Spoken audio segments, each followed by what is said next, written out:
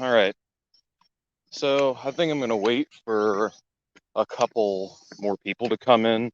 Wait until we got at least 10 to 20 viewers before I really kick off with the subject matter of this, because there's some important stuff I want to talk about. The main topic is the need to consolidate. I think that's mainly what I want to talk about.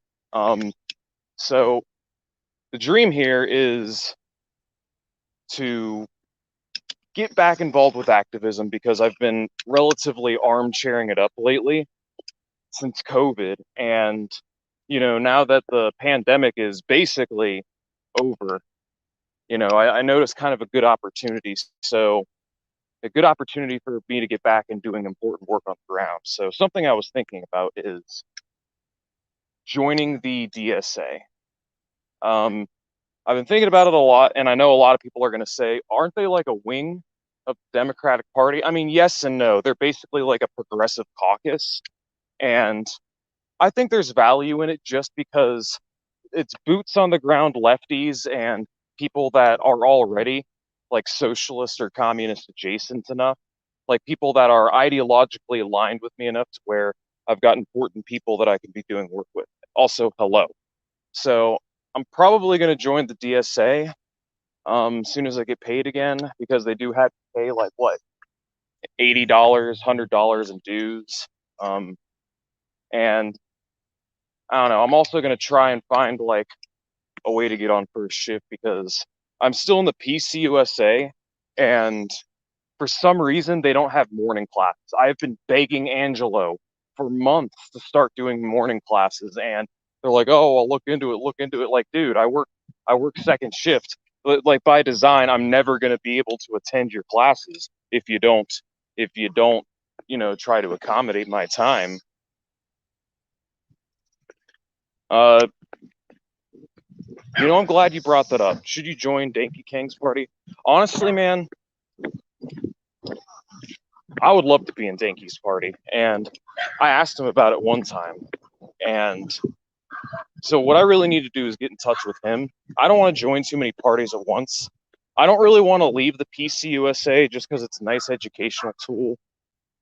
I'm just noticing like my main beef with it is like there isn't really a lot of activist type work that they have for me. It's mostly just like an online class. And unfortunately, the information they have to offer me through the PSMLS, or the People's School for Marxist-Leninist Studies, is not exactly useful to me because I already have tons of books and PDFs that I can read for free that offer me that same information. So honestly, I'm kind of thinking about just leaving it and joining the DSA. But like I've mentioned recently, I don't want to start my own party, but I do want to start my own reading group. So again, I'm going to try and reach out to you guys. Reach out to me through Discord. There's a link to my Discord server in my most recently produced video. So if you guys are interested in doing a reading group, because recently Leftism Today talked about the need for everyone to read Capital. And I'm willing to bet there are a lot of people here that have not tapped into that beast. Let's see what we got. You're going to blacklist and snitch on more people in that org? Where the fuck are all these infrared users coming from? God damn. Like, dude, you people have no lives. Like, what is the point of coming over and fucking subscribing if you're not going to contribute anything meaningful to the Discord? And you're just going to, be petty vindictive out of spite, and you're just subscribing just so you control the channel. I've decided that I'm just going to start banning Hoslers. I'm going to start banning the infrared cultists on the spot. So if I see you guys call me fellow LARPer, I'm going to instantly ban you. Someone calls me fellow glower, fellow cuck. And anyone I see that starts fucking trolling and contributing nothing but toxicity, I will be able to I immediately identify you as a fucking Hos cultist, and you're out. I'm just going to ban you on the spot, so fuck you. So, goodbye. Anyways, anywho, DSA, and I might look into Danky's party. I don't know. I just feel like there's more value in starting a club or a reading group in like my local municipality. And I feel like that would be more productive, because we don't really have the numbers to really like meaningfully centralize and have like countrywide influence, you know. But there are parties that have, like the PSL and the DSA. Um, so I've had my grievances with the PSL in the past, but they're a good party. Um, like I said, I want to join the DSA mainly for networking purposes and because they are a center left party, but they're better than nothing. Spin around. All right, so let's see what we got. I don't think his warning is going to keep them out. If I start a club or a reading group in my community of anti-maskers, I'm a dead person and I get to kill my wife. What? Okay. Well, then if you are concerned about COVID, I would networking and getting in touch with people online instead, like calling over the phone or doing Discord meetings. That's what I plan on doing with my reading group anyways. I want it to mostly encompass people in my local area in terms of clubs and so on, because COVID is on its way out the door. Like new cases are collapsing very quickly. The virus is on its way out. I mean, yeah, it can come back, but I don't think it. I don't think it is really that much of a threat anymore because I'm pretty sure I've already had it. But anyways, as I was saying, we will get to the consolidate topic, but the last thing I want to do is provide a little commentary on the non-debate I just had with Dilvani the Divine. In all honesty, I completely understand. I completely understand. Like, guys, I don't think you realize like how nerve-wracking it can be when you're not prepared and you go up to debate someone. I mean, it's nerve-wracking to do it in front of an audience of like 100 or so people, 200 people. But imagine doing it in front of an audience of literally thousands of people and you're not prepared. It is very anxious and nerve-wracking. And I'm not going to lie, before I started doing live streams, I used to get stage fright a lot. And I did get stage fright before the Vosh debate, which is why I ended up drinking, pre-gaming it up with a little Bacardi 151, or Cruzon rather. But anywho, no worries. But yeah, so I completely understand. This will give her an opportunity to prepare more and actually have a meaningful conversation. But anywho, all right. I guess 13 is as big as it gets. Let's talk about this. The need to consolidate. So we all know what splitting is, and we all know what wrecking is, or at least I hope we do. But for all this movement towards splitting, I've noticed that this is kind of a unique problem in the far left. A lot of splitting and tribalism. And not all splits are bad. There is such thing as principled splits. Like my split with the relations with infrared is a good example. The only reason I talk about Haas on this channel at all is because his dipshit fans keep coming and trolling my comment section. Otherwise, I don't want to talk about him. I don't want to acknowledge him anymore. He's totally irrelevant. He'll self-destruct on his own, and someone like that really shouldn't have any influence anyway. So I'm quarantining. So that's an example of a principled split.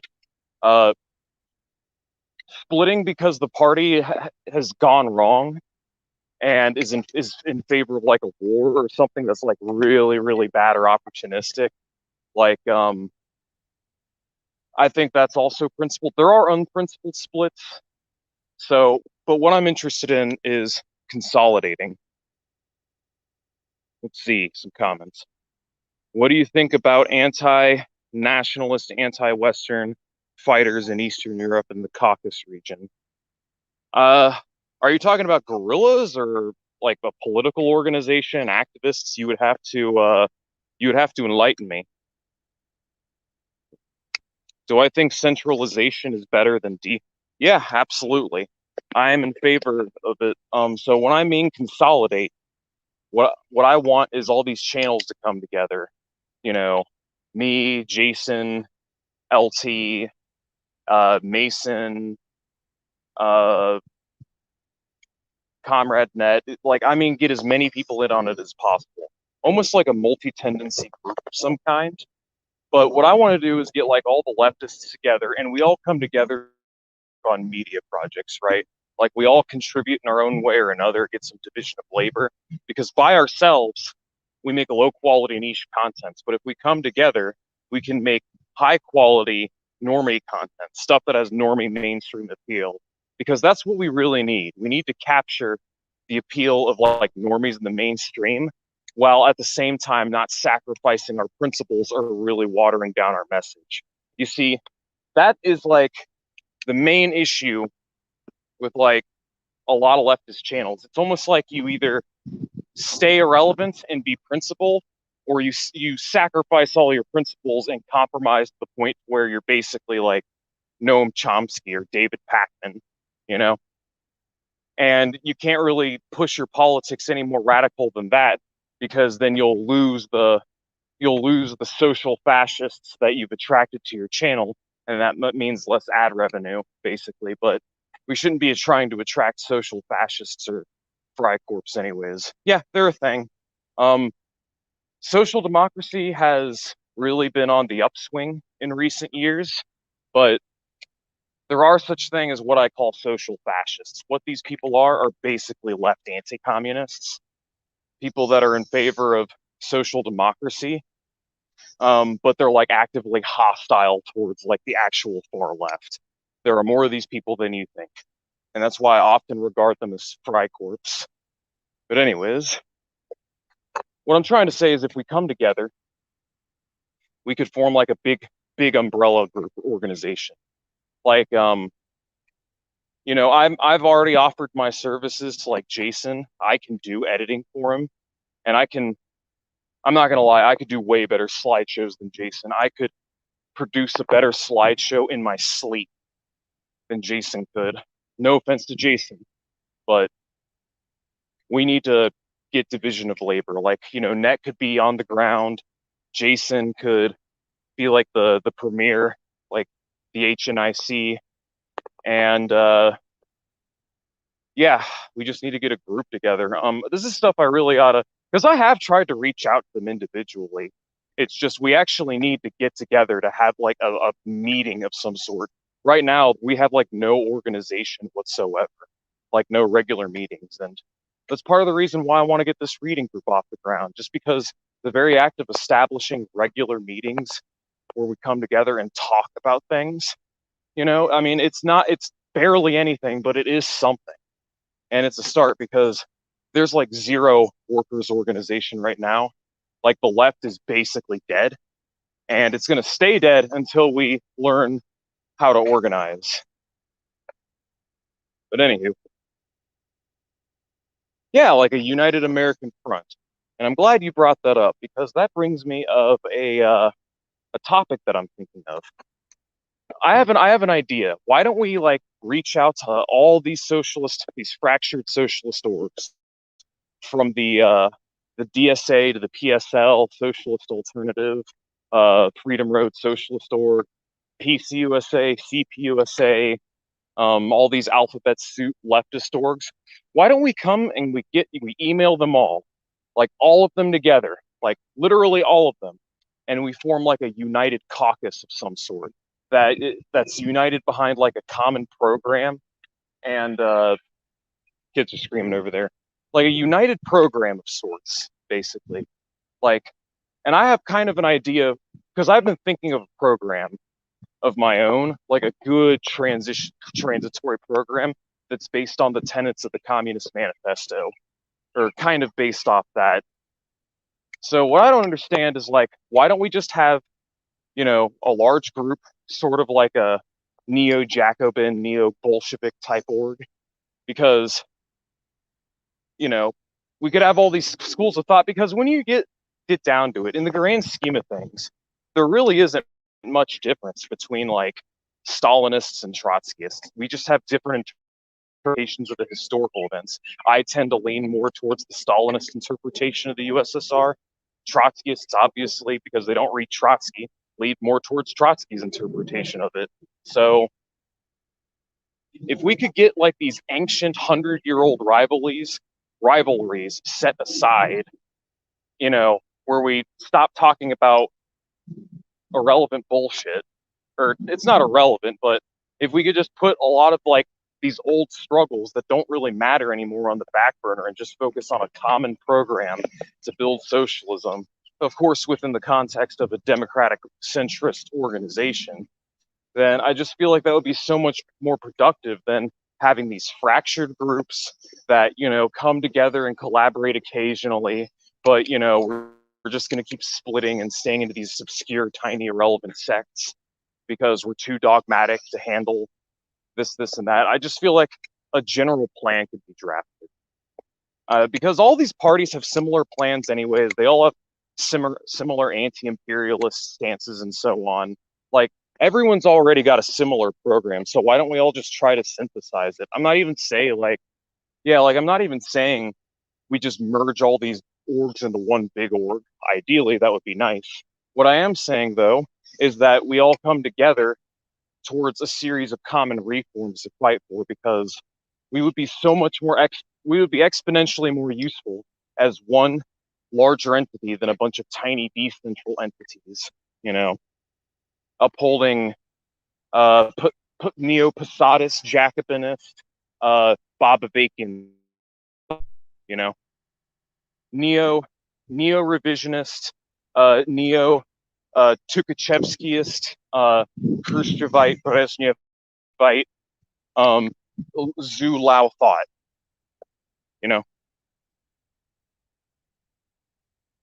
Anywho, I'm going to read a couple comments.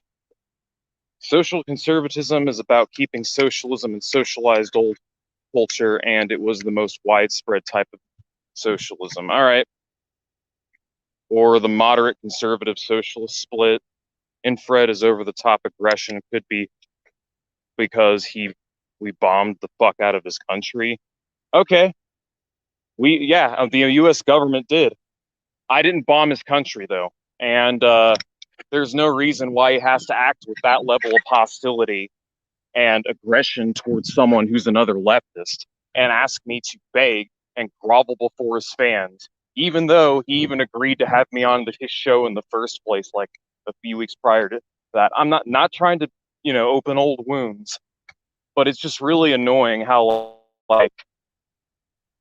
it's really annoying how it just keeps getting brought up. I really wish, the infrared drama could just go away.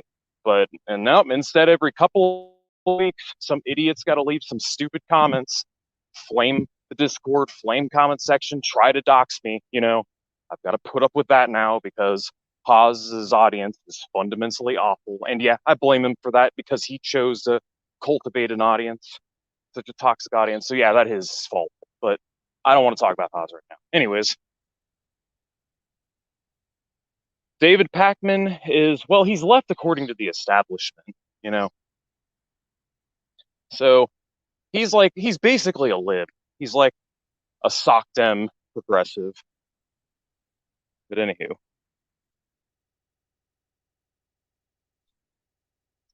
David Pakman's phony. So Democratic Party is not centrist in the U.S. It is right wing. Yeah, no, it is. The Democrats are a right wing. So we have two right wing parties. We have Republican Party is not really far right. It's just neocon.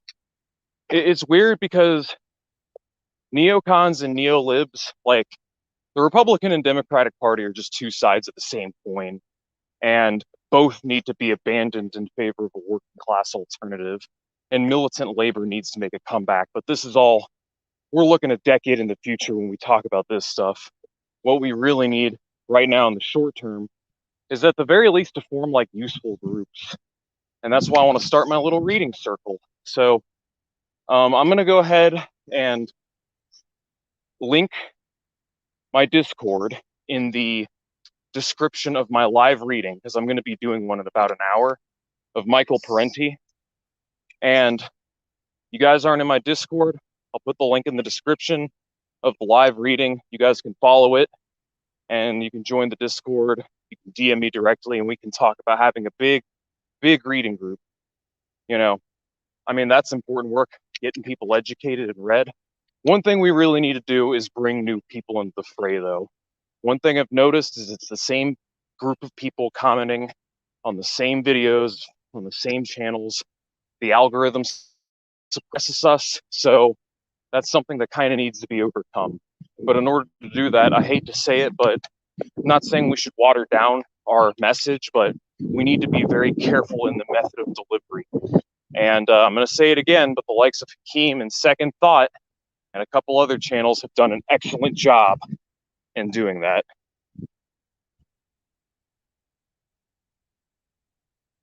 Let's see. Had a good talk with Danky, Net, and B Level yesterday. Yeah, exactly. That's what I'm talking about.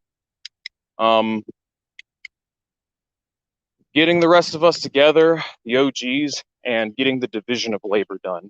I mean, freaking LT here talking about how he used to do programming for a website. I don't know what Danky's going to school for, but I can edit videos. I can talk forever in front of a camera. My rhetorical skills have been getting better and better. So I'll happily be the party face, but we just need to come together. I have a lot of ideas for documentaries on the table we could put together. What we need is kind of a media collective of our own, sort of like what, Infrared is doing. And mind you, these big channels that have hundreds of thousands of subs, many of them are not one-man show. Like, it's not a one-man show. Like, there are people behind the scenes that, like, edit and do, like, the work that the likes of, Bosch and Destiny don't do.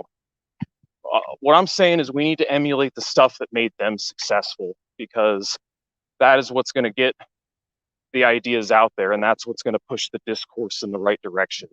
So I think that's ultimately what needs to be done. And what we really need to do is popularize the idea of, like, socialist planned economy, because people are still on, like, social democracy and have a vague idea of what socialism is. But what we really need is, like, a renaissance of education of sorts. That's what I think needs to be done.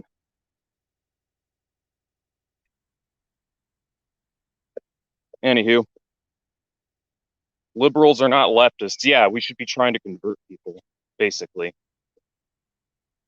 Yeah, but, like, MRN network, that's great and all, but I haven't done anything with it. Like, it's not like Jason's messaged me. He's like, hey, I need you to help me on this, and that video. Like, hey, we're going to do a podcast on this day. Like, honestly, like, someone needs to take the initiative and do this stuff, which is why I'm going out of my way to reach out to Caleb and revamp Chaos Under Heaven. Guys, the only reason I'm taking the role of, like, leader in all this is because there's a general lack of initiative. I don't care who's the leader or who's doing the important work. The important thing is that the work needs to be done. That's really it. Plus, I like doing this anyways.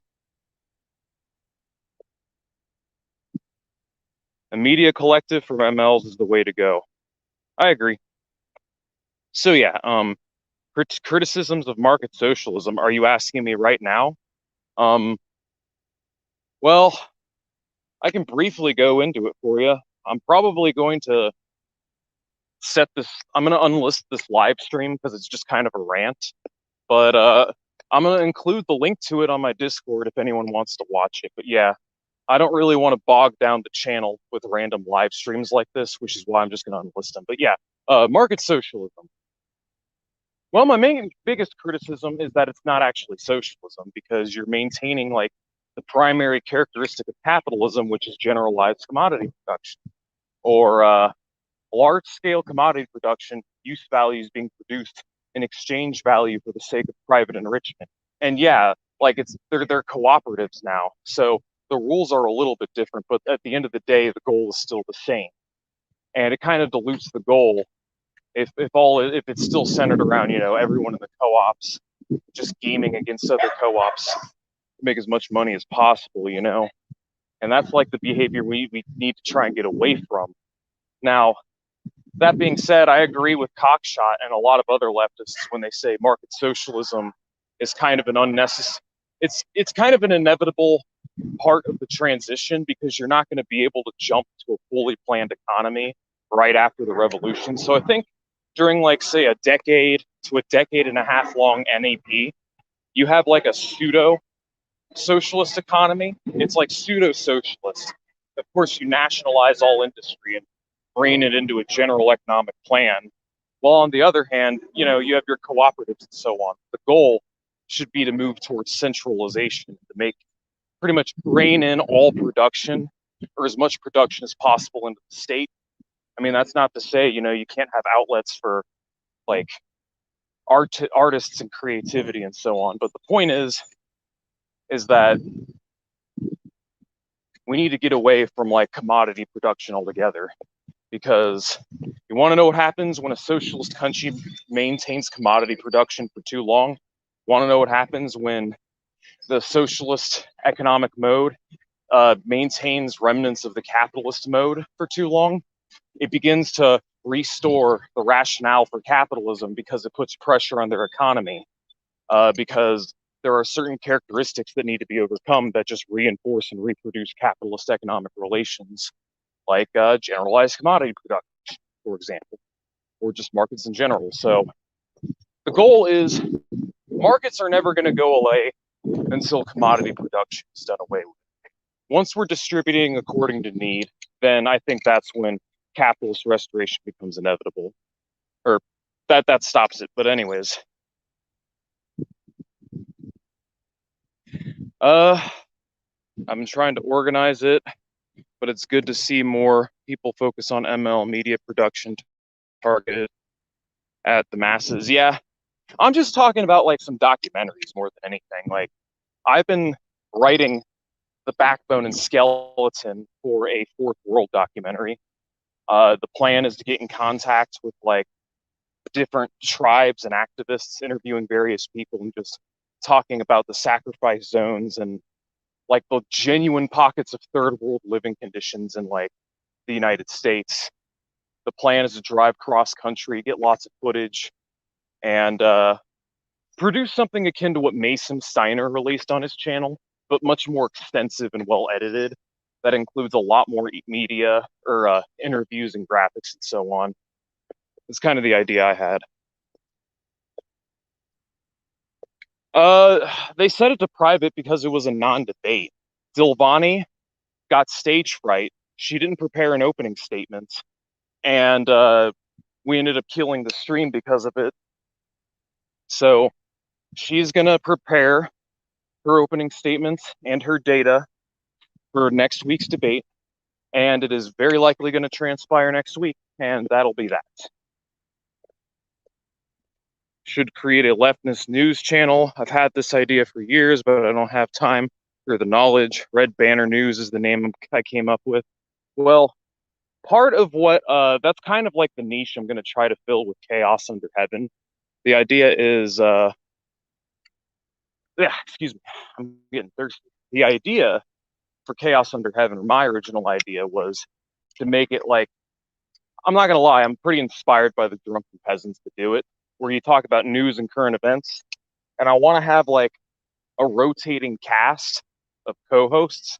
I mean, I'd be on every show, and co-hosts could or could not be. The point is that you have a group of people that are on every show that are charismatic enough to provide entertaining commentary. And I was going to use this platform. I was going to build it up and get it to the point platform small YouTubers, activists, political organizers, and so on, and send clout their way. And that's kind of the goal, like just constructing a platform.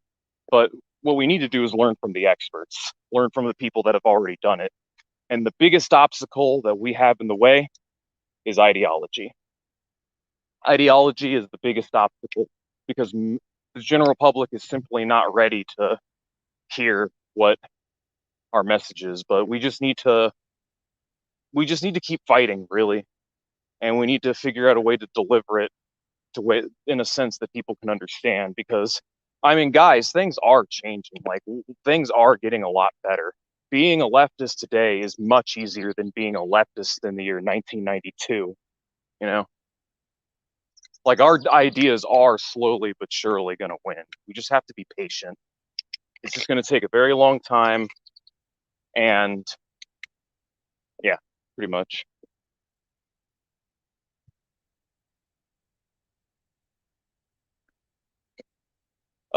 People's war till, I mean, are we talking about like a metaphorical war or an actual war? Because if we're talking about fighting an actual war, you know, I don't really think people are ready for a war yet. Let's see. It's like in Central Asia, they had 90% support for the Union. I believe it. Nah, to this day.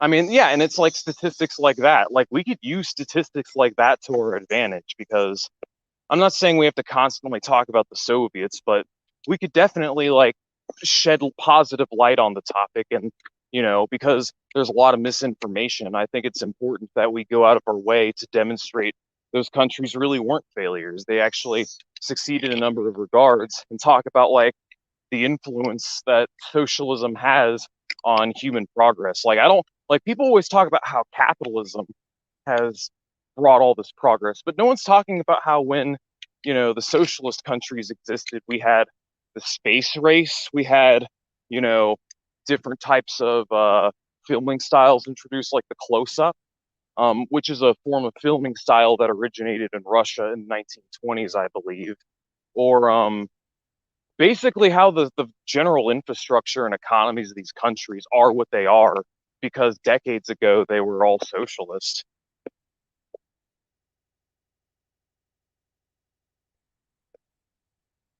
Yeah, I agree. Honestly, I'm done talking about the Soviets. I think I've done enough topic addressing it. What I want to do next is I want to talk about actual socialist planned economy, and I want to talk about the history of the labor movement in the 1800s. You know, and it because that's what the plan is for people's history of socialism is basically because there's like no videos talking about socialist history in the 1800s. So I kind of want to produce a bunch of high quality videos on it in a similar light as the Finnish Bolshevik, because that's what's been both done with Soviet history, particularly during the Stalin era. But I kind of want to do the same thing, except like, uh, yeah. Wait, no, no, absolutely not. The dog was chewing on the leash, fucker. But anyways, so yeah, I've got more people's history of socialism lined up. I've got more educational content, at least with like what my vision of socialism is, explaining like how you could plan an economy using linear programming. That's like what I'm going to focus on this week is just talking about the general problems with capitalism and how a socialist planned economy could resolve these problems. And I mean, of course, they're going to be turned into videos of their own, but I'm also doing it as kind of a primer for when I have the real debate with Dolbani, because I'm not going to lie, working on my Pogan response actually took a lot of time out of my week this week. So I didn't really have much time to prepare for that debate. I only had time to write an opening statements, but now that it's being put off for another week, I think I'm going to have a milestone opportunity to work on the next vid. Oh, Dilvani had no, I guess she either didn't have time to prepare or just didn't. She got confused because of the time zone, and it happened at a time, and really she just wasn't ready for it. So she wasn't ready for it, so she kind of froze up and got some stage fright, and she wasn't really prepared. So President Sunday ended up terminating the stream, and we all agreed just to do it next week. So in the time being, it gives me a week to prepare, and it also gives me time to work on some videos against markets and in favor of socialist planning. One thing I also really want to do is get into the details of like exactly how you could plan an economy, and really get into the science and address some of the arguments made by detractors, because guys, we all have a rough idea of what we want. I'm pretty much sure everyone here is in favor of cyber communism, but I don't think everyone here is as well read as they could be about it, because you got to think about it. We're proposing an alternative to a well entrenched, modern global economic system that's been around for over 200 years. So we got to have a functioning alternative, or something that looks like it's functioning on paper. and it's got to be able to convince people. I mean, it shouldn't be too hard. No, she didn't puke. She just wasn't ready. That's all. I agree. Look to the future, not dwell on the past. But there are certain topics in the past that no one's dwelled on, which is why I'm going to dwell on some of them and talk about the history of the labor movement. I want to talk about the Chartists, what happened in Marx and Engels' day, because people don't realize, like, talk about protracted people's war. Labor was literally militant in that day. People were like armed with guns and marching out in the streets. Like 150 years ago, the very legitimacy of the capitalist system was in question by the general public. And that's why they had to introduce so many concessions and reforms, and they had to patch the hell out of their system, shortening work weeks, raising wages, implementing entitlements, and so on, because there was a time when we had nothing. People were just working 70 hours a week, 80 hours a week, every waking day of their life, having no free time, busting their asses, losing fingers, and getting black lung in these dirty ass polluted factories and cities. Children were working. I'm telling you guys, like, the exploitation, like, the true face of the system was so plain and visible for everyone to see. And people always give capitalism the progress. Oh, look at the productive forces, how things have advanced. Coinciding with that is like the looming threat of socialism. And if there isn't like a looming threat of workers seizing power and establishing a new system, capitalists would seldom feel compelled to introduce all those reforms in the first place. And it's plain as day to see, because look what went on with neoliberalism. We exported all of our remaining jobs, most of our jobs, we just exported them all to like India. So you see that terminal race to the bottom in these third world countries, like all the outsourcing that goes on, because they can go to these third world countries. Obviously, they can't outsource everything, because after a certain point, you need some sort of labor to stay domestically, because you need domestic markets to sell these goods to. But in general, yeah, neoliberalism's a bitch. Anyways, we're an ML party with a greater emphasis on internet activity. I mean, more or less, yeah. It's kind of weird, like the sphere we've got on RevTube, Danky, LT, me, and we're kind of a clique in a sense. We're not really a party, but more of a clique. We all behave and do things on our own, but long story short, I wanted to do this stream because I was just talking about some of the things that are on my mind, and because we do need to centralize. We do need to centralize, get everybody on the same Discord, working on the same project. That's what I'd like to see. So if like we could all use the DSPS, like my Discord Leftyville, maybe rename it, change a little bit of aesthetics, but use a single unified Discord. Getting a Discord would come in handy, because then we could all just share our contents and do routine announcements of important projects and so on, because at this point my Discord has kind of transcended my audience a bit.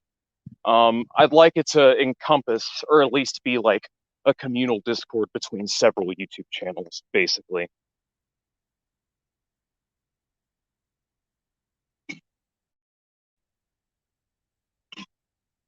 The People's Revolutionary Party, yep. Anyways, in an hour, I'm going to be doing that live stream. You guys want to join my Discord? I am going to include a link, but for now, I'm going to get a drink because I'm very sweaty and very thirsty.